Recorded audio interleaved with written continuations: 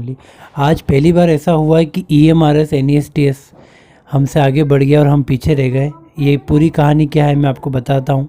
आज हमारे कुछ रिलेटिव है जो कि वहाँ पर NEST के ऑफिस में होकर आए थे, क्योंकि उनके कुछ डॉक्यूमेंट्स अधूरे थे, इसलिए उनको बुलाया गया था।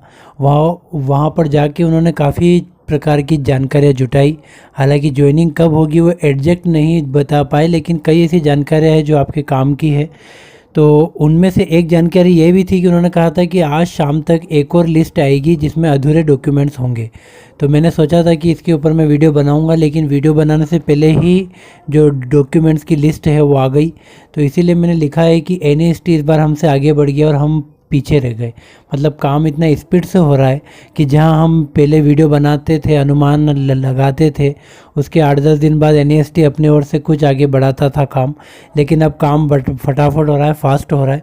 तो जो लोग वहाँ पे दिल्ली होके आए थे उन्होंने मुझे क्या क्या बताया, उसमें ख़ास बात तो ये है, उन्होंने बताया कि जब आपका रिज़ल्ट आया और DV का आदेश आया, DV के लिए आप लोग वहाँ पर गए, वहाँ पर टीम बनाई गई। किसी को उदयपुर बुलाया, किसी को हैदराबाद बुलाया, कहीं किसी को हिमाचल की ओर बुलाया, तो किसी को साउथ की ओर बुलाया, किसी को भोपाल बुलाया।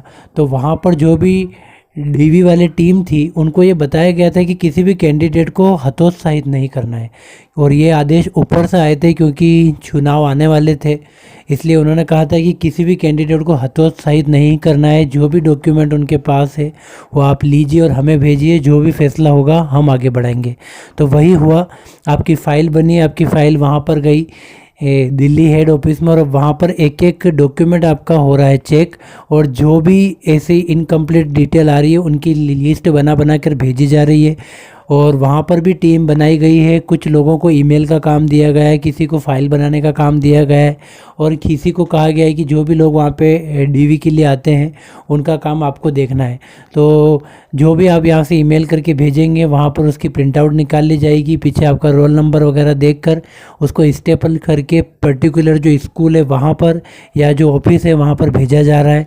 तो काम काफ़ी फास्ट हो रहा है। उन्होंने ये भी कहा कि 17, 18 और 19 को हमने जो एब्सेंट थे, जो डॉक्यूमेंट वेरिफिकेशन में आ नहीं पाए थे, उनको फिर से आखिरी बार बुलाया है।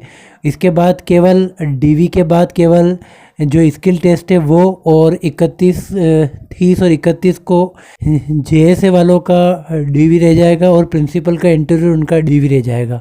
तो उन्होंने कहीं ना कहीं इशारे में, सीधे तो नहीं कहा लेकिन इशारे में ये कहा है कि इस मई के एंडिंग तक हम सारे काम निपटा रहे हैं, क्योंकि अगले महीने हमारे पास भी बहुत सारे ऐसे काम आ रहे हैं जो हर साल आते हैं।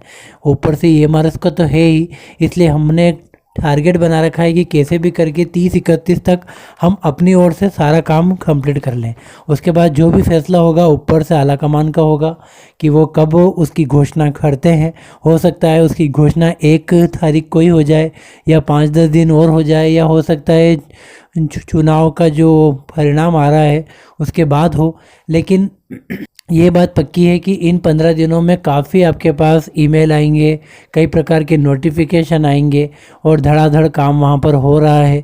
और अभी जो लिस्ट आई है, आज की जो लिस्ट आई है, इसमें केवल OBC या नहीं माननी, इसके अलावा बहुत कुछ मांगा है, जैसे B.Ed है, आपके बैचलर या मास्टर की डिग्री है, सेमेस्टर की मार्कशीट है, सर्विसमैन आर्मी मैन जो थे उनका सर्टिफिकेट मांगा गया है, CTET का सर्टिफिकेट मांगा गया है। किसी ने डिग्री की फ़ोटोकॉपी बताई थी लेकिन ओरिजिनल नहीं बताई, तो उनकी ओरिजिनल फ़ोटो मांगी गई है।